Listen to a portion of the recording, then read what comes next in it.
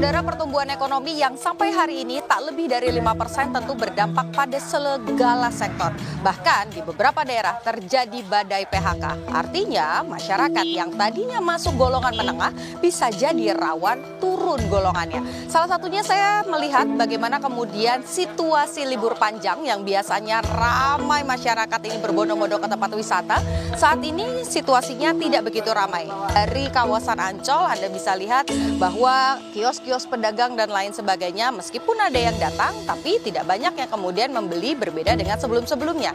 Lantas apakah kemudian situasi ekonomi yang kian sulit dan juga berpotensi lebih sulit lagi karena adanya banyak sekali faktor ini berdampak dan jadi alasan kenapa masyarakat memilih untuk tidak berlibur atau mempersingkat liburannya? Saya akan mengajak Anda untuk berbincang dengan salah satu pengunjung yang ada di kawasan Ancol. Selamat siang, Ibu. Iya, siang. Namanya siapa?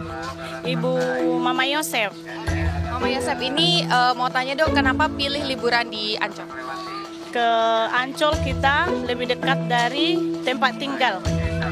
Nah, Bu, ini kan saya lihat bawa bekal ya, ada bekal nasi dan lain sebagainya. Ini salah satu upaya supaya jajannya lebih sedikit atau gimana? Iya, soalnya kita bawa bekal dari rumah supaya mengurangi biaya untuk makan beli-beli di pinggir jalan gitu, mengurangi biaya lah gitu. Oke, baik. Terima kasih Mama Yosef sudah cerita sama Kompas TV. Nah, saudara, kita akan bertanya dengan beberapa pihak lagi, apa betul kisah yang kemudian diceritakan oleh Mama Yosef ini juga dialami oleh beberapa pengunjung yang datang ke kawasan wisata? Sama dengan Mama Yosef, Agus yang datang dari Tangerang memilih datang ke kawasan Ancol karena tergiur harga tiket yang terjangkau. Bawa bekal makanan dan cemilan dari rumah jadi andalan agar Agus dan rombongannya tak perlu banyak jajan. Ini kan kondisinya lagi kurang bagus ya ekonominya. Nah, itu berdampak nggak sih sama gaya liburannya Pak Agus dan keluarga? Ya, berdampak sih. Jadi kita bawa bekal dari rumah biar nggak beli, biar ngurangin budget kan. Paling ya kita cuma beli buat tiketnya aja. Sementara pelancong lainnya, Yani, memilih merayakan ulang tahun keponakannya di kawasan wisata Ancol.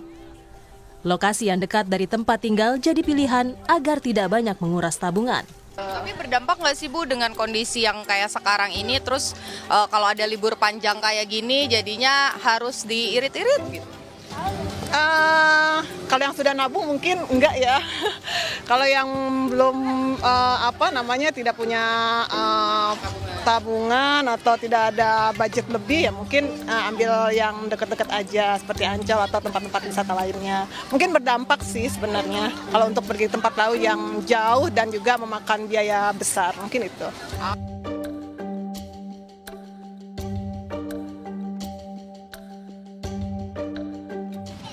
Terima kasih, Pak.